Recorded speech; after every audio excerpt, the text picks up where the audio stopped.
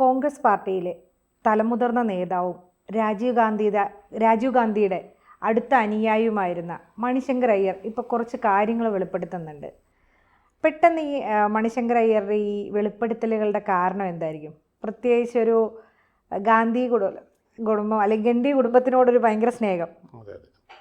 അദ്ദേഹം ഈ അടുത്ത കാലത്ത് ഒരു യൂട്യൂബ് ചാനൽ എൻ്റെ ചിൽപിൽ ടോക്ക്, അത് വളരെ ഫേമസ് ആയിട്ടുള്ളൊരു ചാനലാണ് യൂട്യൂബിൽ. അപ്പോൾ അതിൻ്റെ പ്രതിനിധിയായിട്ടുള്ള ഇൻ്റർവ്യൂ, 2.5 മണിക്കൂർ ദീർഘമായ ഇൻ്റർവ്യൂവിൻ്റെ കുറേ ഭാഗങ്ങൾ ആണ് പുറത്തു വന്നത്. അപ്പോൾ പുറത്തു വന്നപ്പോൾ നമ്മളൊക്കെ ഇത് ശ്രദ്ധിച്ചത്, അത് കേട്ടിട്ട് പിന്നെ ഹിന്ദിയിലുള്ള ഇൻ്റർവ്യൂ ആണ്. അത് കേട്ടിട്ട് താരിഖ് അൻവറും പിന്നെ ഹരീഷ് റാവത്തും റിയാക്ട് ചെയ്തു.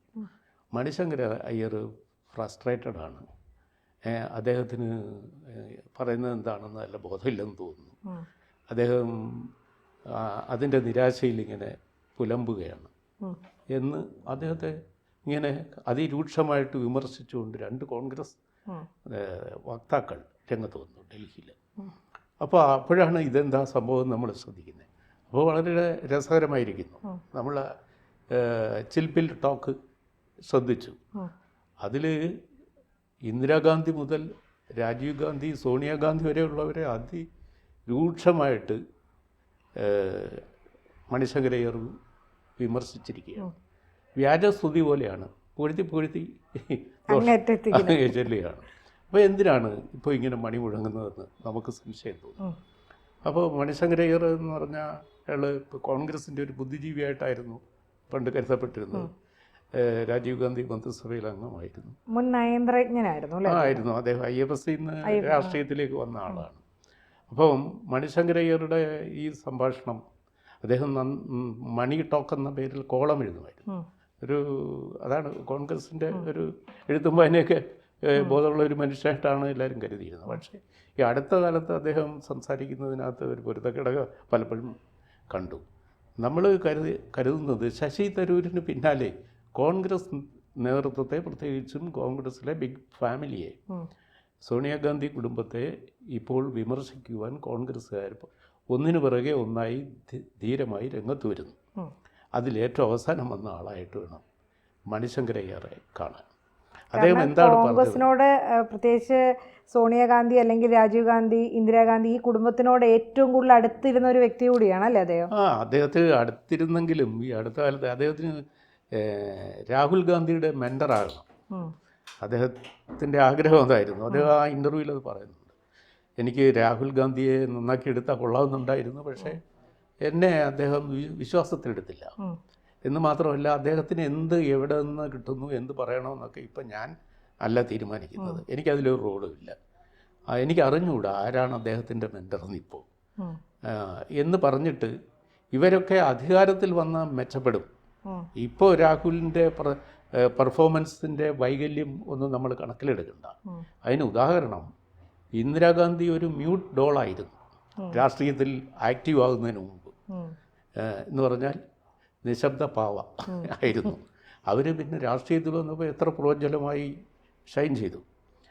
എതിരാളികൾക്കും പിന്നെ ആരാധകർക്കും ഒരുപോലെ അവരിൽ മതിപ്പുളവാക്കി.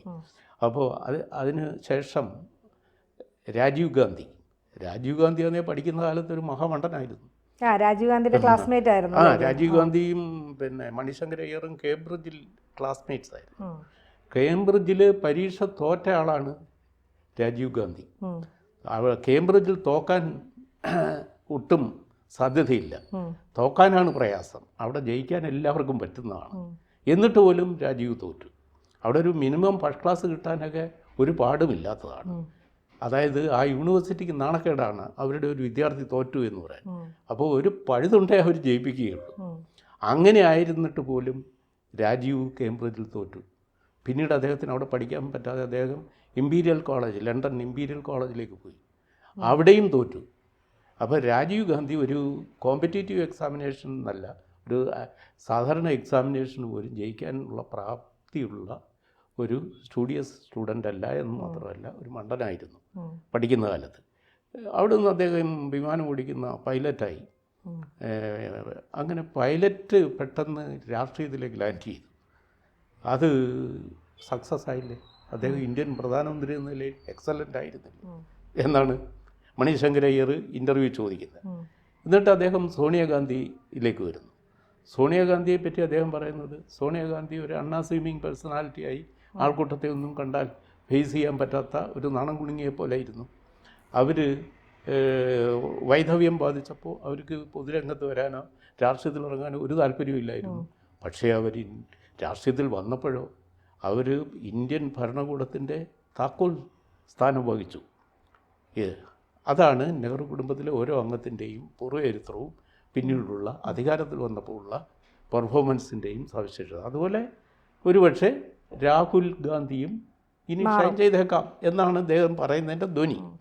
പക്ഷേ ഇത് ഇങ്ങനെ പറഞ്ഞു വെക്കുന്നതോടുകൂടി കോൺഗ്രസ്സുകാർ ഇതിൽ ഈ രാഹുൽ ഗാന്ധിയെ പറ്റി നടത്തിയ വിമർശനം എടുത്തിട്ടാണ് ഈ അദ്ദേഹത്തെ irrelevant and frustrated man, is irrelevant, അദ്ദേഹത്തിന് അങ്ങനെ കാര്യമാക്കേണ്ട കാര്യമില്ല, അപ്രസക്തനായ വ്യക്തി, പിന്നെ ഫ്രസ്ട്രേറ്റഡ് ആണ്, അതുകൊണ്ടിങ്ങനെ അദ്ദേഹം വാലഞ്ചേലുമില്ലാതെ സംസാരിക്കുകയാണ് എന്നാണ് താരിഖ് അൻവറും റാവത്തും പറഞ്ഞത്.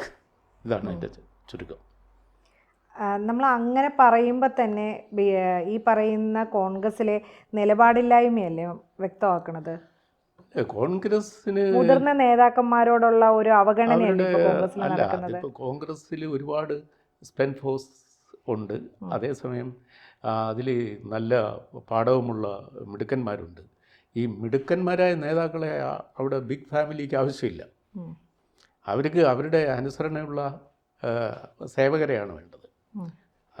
അവർക്ക് ശശി തരൂരിനെ വേണ്ട, മല്ലികാർജുൻ ഖാർഗെയും മതി. അതുപോലെ ഒരുപാട് ഉദാഹരണം പറയാൻ പറ്റും.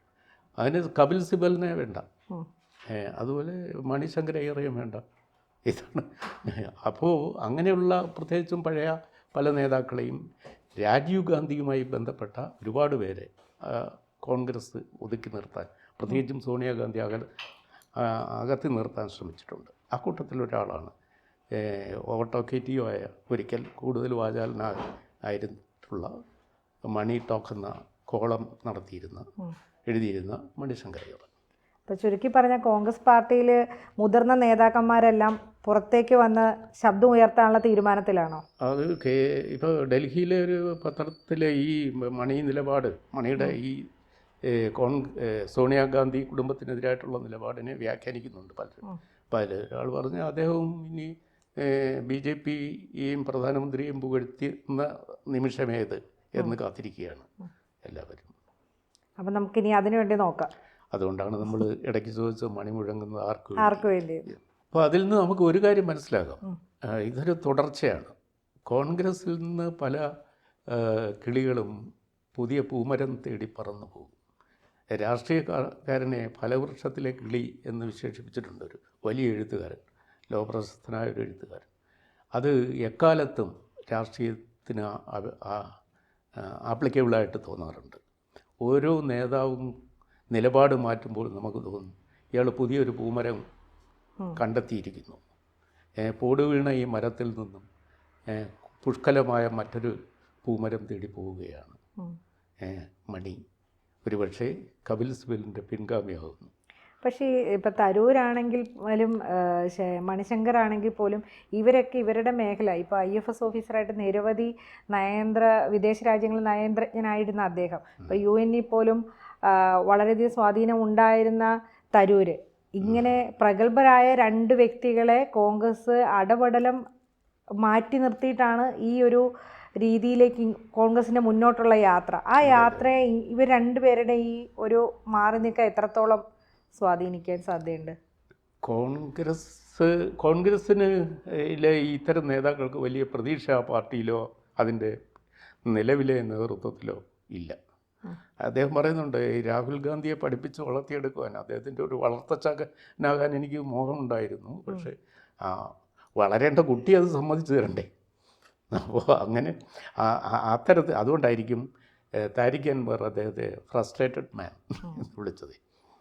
പിന്നെ ഇവരിൽ നിന്നൊക്കെ ലഭിക്കേണ്ട പാർട്ടിക്ക് എന്തെങ്കിലും പ്രതീക്ഷ ഉണ്ടായിരുന്ന അതൊക്കെ ലഭിച്ചു കഴിഞ്ഞു.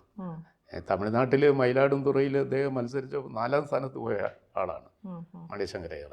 അതാണ് ഇവരുടെയൊക്കെ അന്ന് അദ്ദേഹത്തിന് ഇന്റർവ്യൂ ചെയ്ത് സാറായിരുന്നു അല്ലേ? ഞാൻ ഒരിക്കലും അദ്ദേഹത്തെ കാണുകയും സംസാരിക്കുകയും അത് റിപ്പോർട്ട് ചെയ്തു വന്ന് ആരോ ട്രാൻസ്ലേറ്റ് ചെയ്ത് കൊടുത്തപ്പോൾ അദ്ദേഹം എന്നെ ഒരു അൺപാർലമെൻ്ററി ആയ വാക്ക് വിളിക്കുകയും ചെയ്തു. അതൊക്കെ ഇതിന് രാഷ്ട്രീയക്കാരുടെ രീതി. അതുകൊണ്ടുള്ള വ്യക്തിവിരോധം കൊണ്ട് അല്ല ഞാൻ ഈ സബ്ജക്റ്റ് സംസാരിക്കാമെന്ന് വിചാരിച്ചത്. അത് വേറെ കാര്യം. കൂടുതൽ വാർത്തകളും വിശേഷങ്ങളും നിങ്ങളിലേക്ക് എത്താൻ ABC മലയാളം സബ്സ്ക്രൈബ് ചെയ്യുക, ബെൽബട്ടനും അമർത്തുക.